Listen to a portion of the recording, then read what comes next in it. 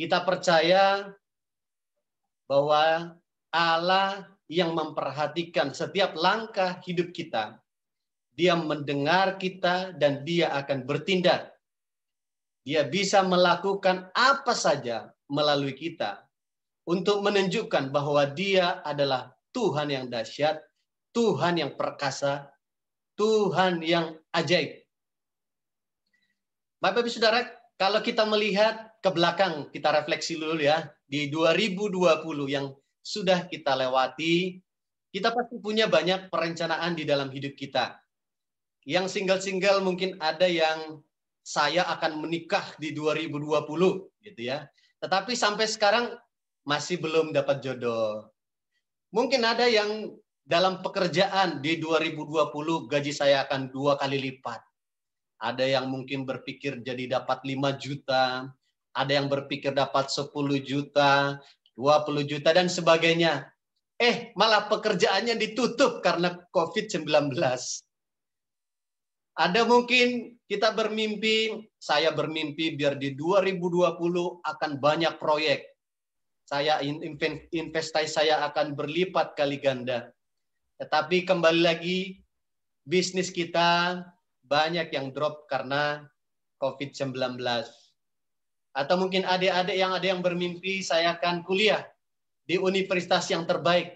Tapi malah hari ini sampai hari ini belum bisa kuliah. Tetapi sekalipun 2020 belum terjadi mimpi dan pengharapan kita, bukan berarti mimpi kita tinggal mimpi, pengharapan kita tinggal pengharapan. Sesungguhnya, kalau itu belum terjadi, bukan berarti belum terjadi. Ada amin? Percayalah, di balik semua tantangan yang kita hadapi sampai hari ini, Tuhan tahu, dan Tuhan itu ada bersama dengan kita. Dan Tuhan itu sedang merancangkan dan mengatur segalanya. Dia punya tujuan yang jelas di dalam hidup kita. Karena itu, mari setiap kita jaga hati kita, sikap kita, untuk kita peka di 2021 ini, kita mendengar pesan Tuhan, kita mendengar suara Tuhan, sebab akan ada waktunya Allah mendatangi kita, Allah memperlihatkan dirinya dan menyatakan dirinya kepada kita dengan berbagai cara. Bisa bulan ini, bisa bulan depan, tahun depan, tetapi yang penting bagi kita bukan waktunya kapan.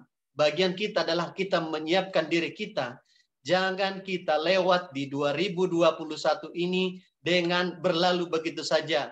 Kalau hari ini di 2021 kita confesskan, deklarasikan tahun Tuhan ajaib, awesome God, Tuhan yang hebat. Kita percaya semua jemaat akan mengalami kedahsyatan Tuhan di 2021. Amin. Kita akan belajar dari kehidupan seseorang di dalam kitabnya Tuhan. Kita mungkin tahu, kita kenal namanya Musa. Kita sama-sama baca di Keluaran 3 ayat 1 sampai 7 ya. Kita sama-sama baca ya. Kita sama-sama baca, lihat di layar aja boleh. 1, 2, 3. Adapun Musa, ia biasanya menggembalakan kambing domba Yitro mertuanya, imam di Midian. Sekali ketika ia menggiring kambing domba itu ke seberang padang gurun, sampailah ia ke gunung Allah, yakni gunung Horeb. Lalu malaikat Tuhan menampakkan diri kepadanya di dalam nyala api yang keluar dari semak duri. Lalu ia melihat, dan tampaklah semak duri itu menyala, tetapi tidak dimakan api. Musa berkata, baiklah aku menyimpang ke sana untuk memeriksa penglihatan yang hebat itu. Mengapakah tidak terbakar semak duri itu? Ketika dilihat Tuhan bahwa Musa menyimpang untuk memeriksanya, berserulah Allah di tengah-tengah semak duri itu kepadanya, Musa, Musa. Dan ia menjawab, ya Allah. Lalu ia berfirman, janganlah datang dekat-dekat, tanggalkanlah kasutmu dari kakimu. sebab tempat di mana engkau berdiri adalah tanah yang kudus. Lagi ia berfirman, Akulah Allahmu, Allah Abraham, Allah Ishak, Allah Yakub. Lalu Musa menutup mukanya, sebab ia takut memandang Allah. Ayat terakhir, dan Tuhan berfirman, Aku telah mendengar, memperhatikan dengan sungguh-sungguh kesengsaraan umatku di tanah Mesir, dan aku telah mendengar seruan mereka yang disebabkan oleh pengarah-pengarah mereka. Ya, aku mengetahui penderitaan mereka. Kita satukan hati kita, kita berdoa terlebih dahulu.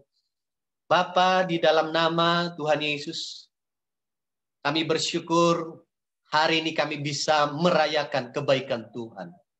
Kami bisa beribadah datang kepada Tuhan. Biarlah kami memulai 2021 ini dengan satu iman. Kami percaya Engkau Allah kami, Allah yang dahsyat, yang sanggup melakukan perkara-perkara yang mustahil. Sekalipun menurut pikiran kami tidak terjangkau.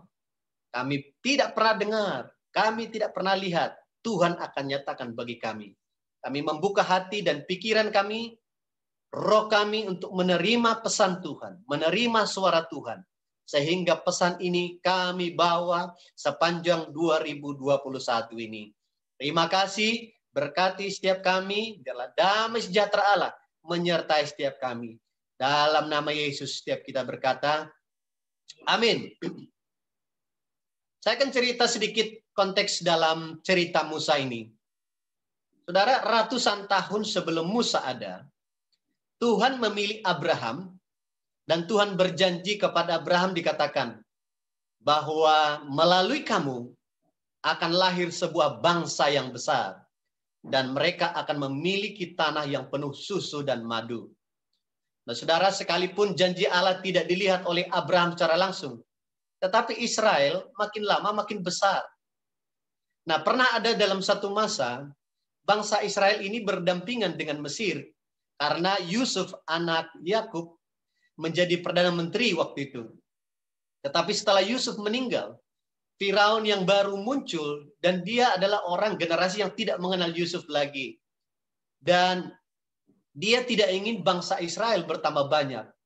Kemudian dia mulai menggunakan kekuasaannya memperbudak bangsa Israel dengan harapan bangsa Israel tidak bertambah banyak lagi. Tetapi bangsa Israel ajaibnya makin lama makin bertambah. Nah, karena Firaun melihat bangsa Israel makin bertambah, maka makin takutlah dia. Sehingga suatu saat dia mengeluarkan satu perintah supaya semua bayi yang baru lahir dibunuh. Tetapi dari ribuan bayi yang dibunuh itu, Musa diluputkan oleh Tuhan.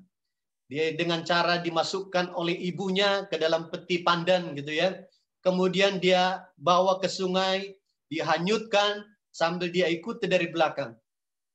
Kemudian ditemukan pas di sungai itu, ditemukan putri Firaun lagi mandi. Kemudian dia melihat, dan dia membawa Musa, jatuh hati kepada Musa, kemudian diadopsi, diangkat menjadi anaknya. Kemudian Musa dibesarkan dengan semua aturan, pendidikan, dan kemewahan di istana Firaun. Kemudian dia menjadi seorang pangeran. Tetapi setelah dewasa, dia tahu bahwa dia adalah bangsa Israel. Mungkin karena dikasih tahu oleh ibunya yang mengasuh dia. Kemudian dia melihat penderitaan bangsanya, begitu sedih. Kemudian dia merasa bahwa dia harus lakukan sesuatu untuk bangsanya. Dia punya mimpi untuk melakukan bangsanya supaya mereka bisa hidup lebih baik. Dia ingin bangsanya bebas. Dia sedih dan marah bangsanya diperbudak. Suatu waktu dia keluar mendapatkan saudara-saudaranya dan melihat kerja paksa. Lalu dilihatnya seorang Mesir memukul orang Ibrani. Seorang dari saudara-saudaranya itu. Saya minum dulu ya.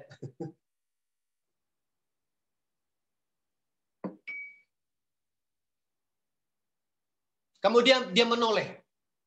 ke sana kemari, dikatakan kemudian dia dilihatnya tidak ada orang Mesir, nggak ada orang gitu ya. Kemudian dia membunuh orang Mesir itu, dia sembunyikan mayatnya di dalam pasir. Kemudian hari berikutnya dia melihat sesama orang Israel, mereka berkelahi. Kemudian Musa menegur mereka supaya mereka jangan berkelahi sesama mereka sendiri. Tetapi orang itu berkata, siapa yang memilih engkau menjadi pemimpin bagi kami? Apakah kamu juga bermaksud membunuh aku seperti engkau membunuh orang Mesir itu? Nah, karena Musa berpikir Firaun, wah ini Firaun pasti tahu ini.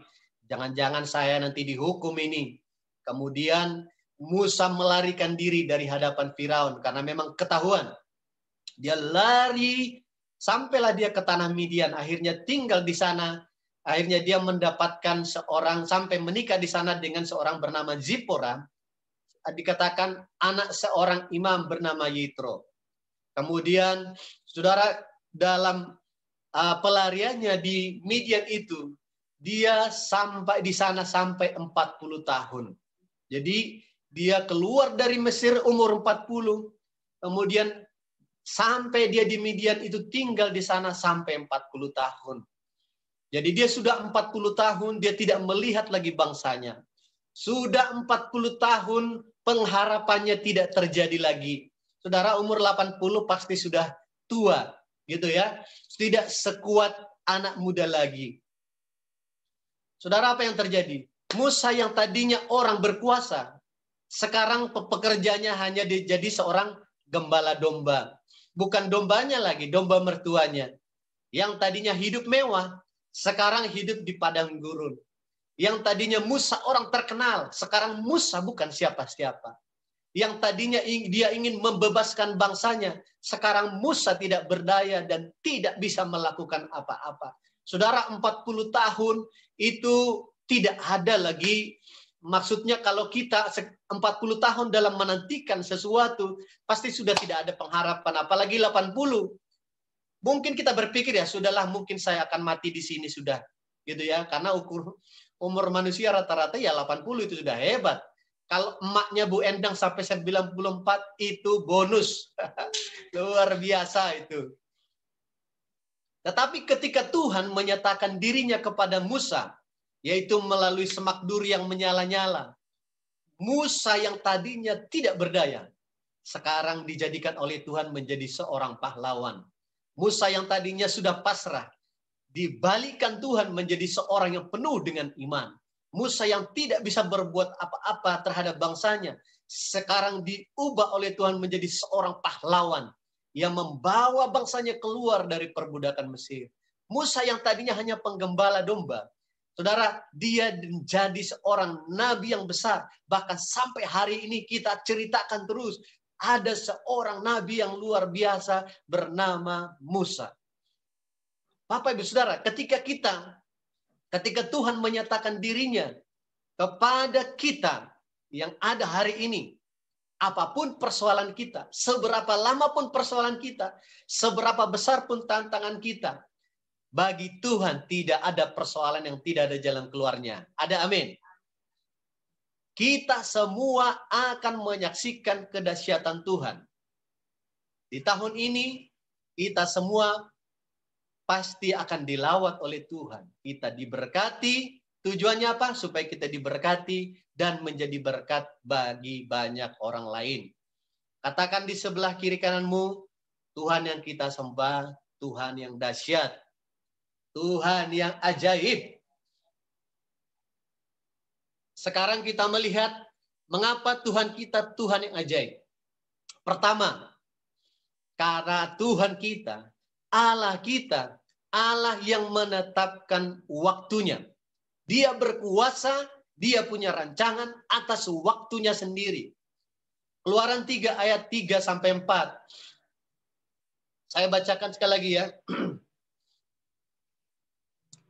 Musa berkata begini, baiklah aku menyimpang ke sana dan memeriksa penglihatan yang hebat itu. Mengapakah tidak terbakar semak duri itu? Ketika dilihat Tuhan bahwa Musa menyimpang dan memeriksanya, berserulah Allah di tengah-tengah semak duri itu kepadanya, Musa, Musa, dan ia menjawab, ya Allah. Saudara, Musa hanyalah sedang melakukan rutinitasnya menjadi seorang gembala domba. Dia mungkin tidak lagi berharap bahwa bisa membebaskan bangsanya dari perbudakan. Dia mungkin sudah merasa saya bukan siapa-siapa lagi. Dia mungkin sudah pasrah dan menghabiskan masa tuanya di padang gurun karena sudah berumur 80 tahun. Tetapi di tengah-tengah titik terendah Musa, justru Tuhan menyatakan dirinya, memperlihatkan dirinya kepada Musa. Sesuatu yang tidak disangka-sangka, yang tidak dipikirkan oleh Musa. Di umur 80 tahun, dia bisa dipakai oleh Tuhan. Saya sempat bertanya, Tuhan, kenapa sampai menunggu 40 tahun baru Engkau datang, Tuhan? Kenapa enggak 1 tahun aja setelah Musa di padang gurun? Nah, ini adalah kedaulatan Tuhan, waktunya Tuhan. Tuhan punya cara. Mungkin Tuhan sedang memproses Musa supaya Musa benar-benar sadar bahwa Musa tidak bisa, tidak mampu, dan tidak bisa dengan kekuatan sendiri. Mungkin selama ini Musa masih ada dalam kesombongannya. Merasa pasti bisa karena dia punya latar belakang terpelajar, seorang pangeran, seorang yang hebat. Tuhan mungkin menunggu waktunya Musa benar-benar rendah hati sampai dia mengandalkan Tuhan di dalam perjalanan hidupnya. Nah, demikian juga dalam kehidupan kita sehari-hari. Di tengah-tengah persoalan dan tangan kita, pekerjaan kita mungkin sekarang ini tidak naik-naik. Tuhan, pekerjaan saya kok begini-begini saja. Kapan saya dapat pekerjaan yang lebih baik? Usaha saya kok begini-begini saja, Tuhan. Kapan saya dapat usaha yang lebih baik? Kapan saya punya rumah, Tuhan, gitu ya. Atau mungkin saudara sedang dalam persoalan keluarga. Tuhan, kapan istri saya berubah? Kapan suami saya berubah, ya Tuhan? Pesan Tuhan bagi kita pada hari ini, jangan menyerah, jangan putus asa. Kita masih punya Allah yang dahsyat. Sebab akan tiba waktunya Tuhan. Dia sendiri yang datang, yang membuat terobosan itu. Dia sendiri yang menjawab doa dan pergumulan kita. Ada amin? Sebagaimana Musa, sebagaimana Tuhan yang berinisiatif datang kepada Musa, demikianlah Tuhan akan mendatangi kita. Mari kita siapkan hidup kita, hati kita. Mungkin kita bertanya, Tuhan, kapan Engkau akan melakukannya? Yang jelas, pasti waktunya akan tiba. Bisa bulan depan, bisa minggu depan, bisa 6 bulan lagi, bisa di dalam tahun ini. Bagian kita, mari kita rendahkan hati kita, mengikut Tuhan dengan tulus, belajar melakukan firman-Nya. Kalau ada kesombongan di dalam hati kita, mari kita tanggalkan semua itu. Kalau kita berjalan masih menurut pikiran kita, ada hal-hal yang kita tidak izinkan Tuhan bentuk. Mari kita, Tuhan, saya mau bertobat, saya mau serahkan semua rencana saya, semua agenda saya bagi Tuhan. Dan saya mau tunduk di bawah kaki Tuhan. Ada amin? Ada seorang jemaat di Singaraja. Dia sudah lumpuh 3 tahun, Bapak Ibu Saudara. Jadi waktu kami melayani di Singaraja, setiap minggu, ini namanya Pak Putu. Jadi setiap minggu, setiap ibadah, dia selalu dijemput dan didorong pakai kursi rodanya.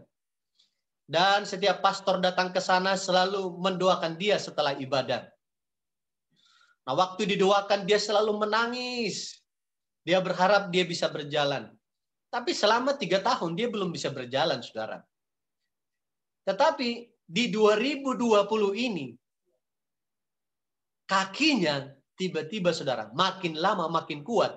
Dan Desember sebelum selesai 2020 yang kemarin, dia sembuh. Saudara lihat di sebelah kanan ini, dia sudah berjalan. Dan dia sudah bisa membawa sembakonya kemana-mana.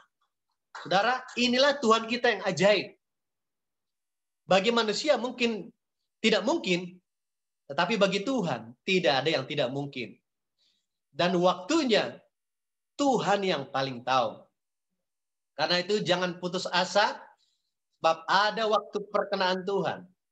Dia akan menjumpai kita, menyatakan dirinya, dan mujizat pasti terjadi. Ada amin. Haleluya. Oke, yang kedua. Mengapa Allah kita Allah yang dahsyat? Karena Allah kita Allah yang memegang janjinya. Keluaran 3 ayat 6. Dia berkata demikian. Lagi Allah berfirman. Akulah Allah ayahmu, Allah Abraham, Allah Ishak, dan Allah Yakub. Lalu Musa menutup mukanya sebab ia takut memandang Allah. Mengapa Allah mengatakan, akulah ayah-ayahmu, Allah Abraham, Allah Ishak, dan Yakub? Allah memperjelas kepada Musa, mengingatkan Musa bahwa dia Allah memegang janjinya kepada nenek-neneknya, kepada leluhurnya. Allah tidaklah lupa. Allah yang sudah berjanji kepada Abraham bahwa kaumnya, semua kaumnya di muka bumi ini akan mendapat berkat. Bangsa Israel akan menjadi bangsa yang besar. Bangsa di mana mereka akan tinggal di tempat yang penuh susu dan madu. Itu pasti akan digenapi. Sekalipun sudah ratusan tahun. Sekalipun bagi manusia tidak mungkin lagi. Bangsa Israel mungkin sedang dalam perbudakan. Sekalipun keturunan Abraham mungkin sudah tidak mengingat lagi perjanjian itu. Bahkan Musa juga sudah lupa akan perjanjian itu. Tetapi Tuhan tidak pernah lupa akan perjanjiannya. Ada amin. Kalau Tuhan sudah berjanji buat Bapak Ibu Saudara, dia pasti akan genapi. Hanya menunggu waktu saja. Kebenarannya Allah kita berpegang pada janjinya. Pertanyaannya sekarang, apa janji Tuhan buat saudara? Saudara punyakah janji Tuhan buat saudara? Apakah dia berkata, mungkin keluargamu pasti akan dipulihkan? Apakah dia berkata, berjanji buat saudara bahwa usahamu pasti dipulihkan? Pernikahanmu pasti dipulihkan? Atau apa saja Tuhan bicara, yang Tuhan teguhkan buat saudara, pegang itu baik-baik. Dan terus lakukan yang benar di hadapan Tuhan. Akan tiba waktunya. Ada amin? Amin. Waktu saya bertobat, saya dapatkan satu firman. Dia berkata begini, firman Tuhan berkata begini.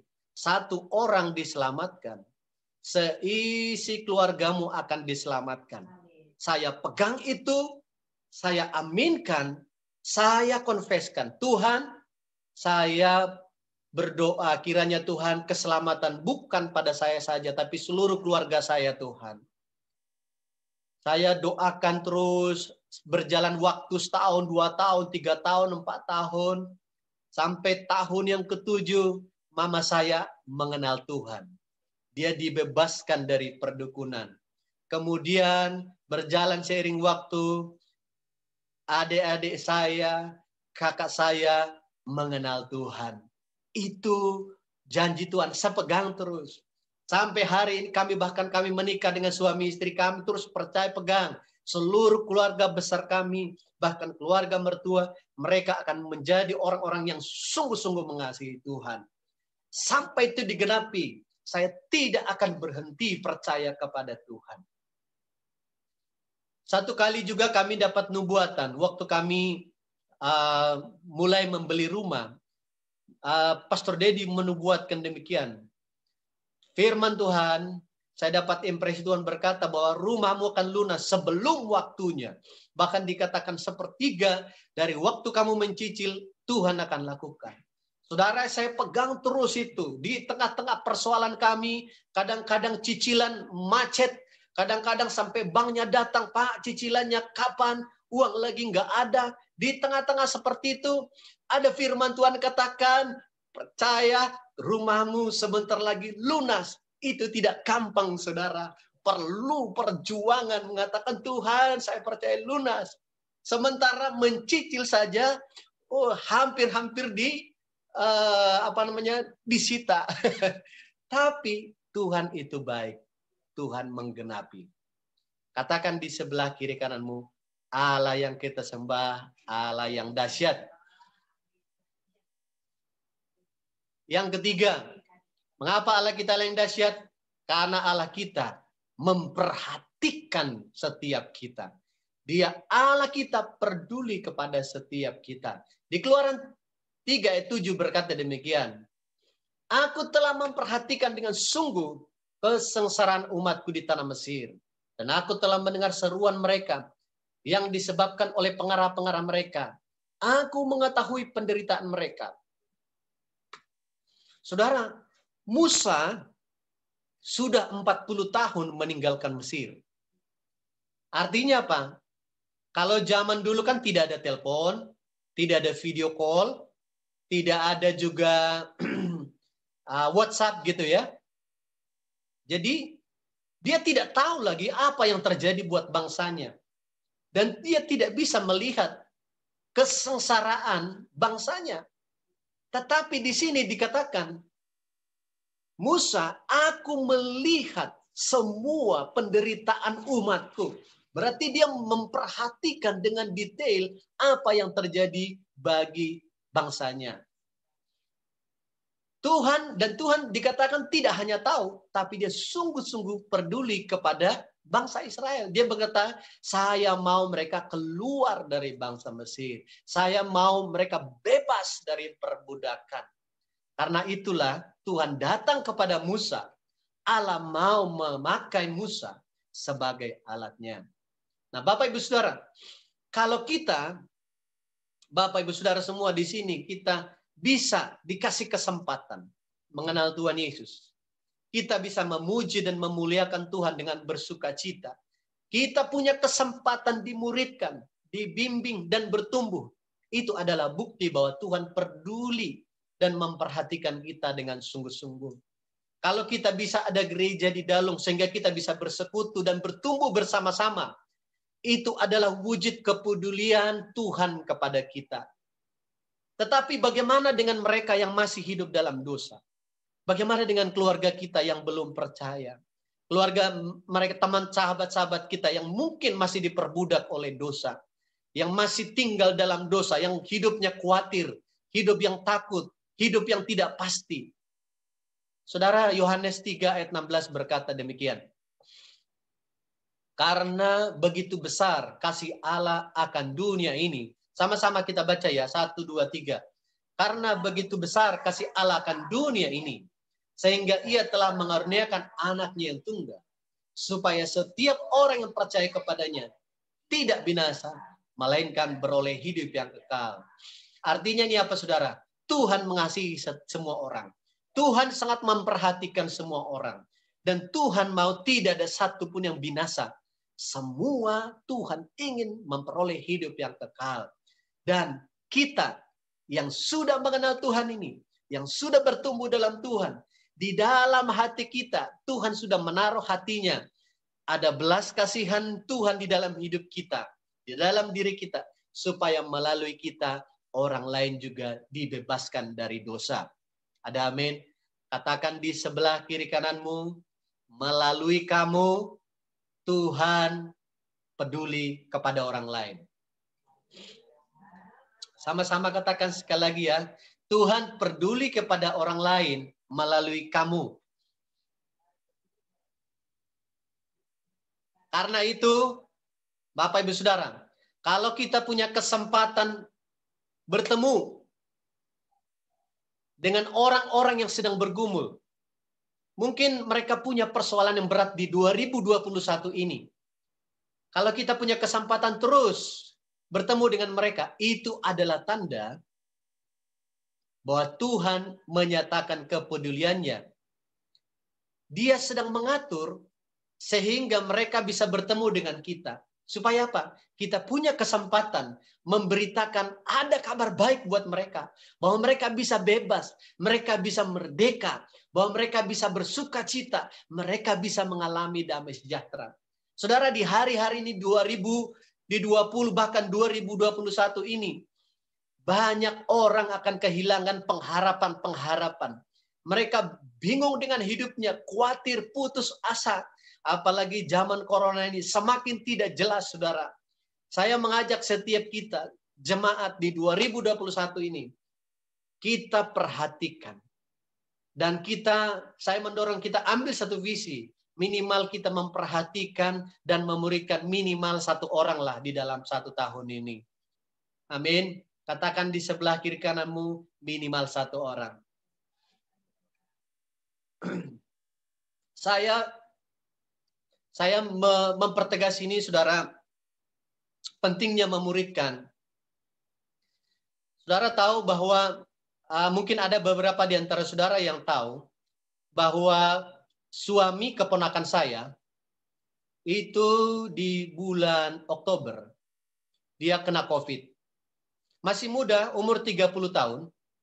Saudara, dia juga punya latar belakang sakit paru-paru. Nah, ini yang paling berbahaya. Sudah kena COVID dan punya sejarah paru-paru. Dan itu hampir 100% pasti meninggal. Saudara, dia sampai koma 2 minggu. Jadi dia di rumah sakit 1,5 bulan. Nah, di dalam koma, dan kalau sekarang dia sudah sembuh, Bapak Ibu Saudara, dia punya kesaksian ajaib. Saudara, selama dia koma, saudara, dia punya pengalaman. Dia dibawa Tuhan ke surga. Bagaimana pengalamannya? Dia bertemu dengan Tuhan. Dia mengalami bagaimana damai sejahtera sukacita bersama dengan Tuhan. Dan dia berkata demikian, saya dikasih satu buah, Pak. Jadi penuh taman itu ada buah yang bagus semua gitu ya, pemandangannya indah sekali. Terus saya petik buah itu, saya makan. Begitu menyegarkan, begitu sukacita. Jadi tidak bisa diungkapkan dengan kata-kata gitu ya. Tapi begitu dia petik buah itu, buahnya muncul lagi. Kira-kira begitu ya. Jadi dia merasakan betapa bahagianya di sorga. Dia sudah tidak ingin pulang lagi, saudara. Tuhan, kalau boleh saya di sini aja, gitu ya. Kemudian, saudara, mungkin doa-doa istrinya gitu ya. Tuhan, kembalikan suamiku, Tuhan, gitu ya. Sementara dia di dalam rohnya, Tuhan, saya mau di sini. Jadi masih kuatan istrinya berarti. Kemudian Tuhan pesan apa, saudara? Kamu balik sekarang, belum selesai waktumu. Dan Tuhan berkata demikian. Ingat, ini pesan saya buat kamu, nak ya. Bahkan Tuhan bilang, bukan perintah, tapi Tuhan bilang gini, saya minta tolong kepada kamu. Pergi dan muridkan mereka. Saya diteguhkan, saudara. Dia bilang begini, kembali muridkan mereka, kasih tahu kabar baik dan muridkan mereka sehingga mereka bisa mengenalku. Akulah aku. Allah berkata demikian. Akulah Tuhan yang punya langit dan bumi. Nah, kalau pesan itu saya dengar, itu menguatkan semua orang. Dan saya menyampaikan, meneruskan kepada setiap kita bahwa amanat Tuhan tidak pernah berganti, tetap sama. Matius 28 ayat 18 sampai 20. Kita sama-sama baca ya. Ini amanat Tuhan bagi setiap kita. Kita sama-sama baca. 1, 2, 3. Yesus mendekati mereka dan berkata, kepadaku telah diberikan segala kuasa di sorga dan di bumi. Karena itu pergilah, jadikanlah semua bangsa muridku, baptislah mereka dalam nama Bapa, Anak, dan Roh Kudus, dan ajarlah mereka melakukan segala sesuatu yang telah aku perintahkan kepadamu.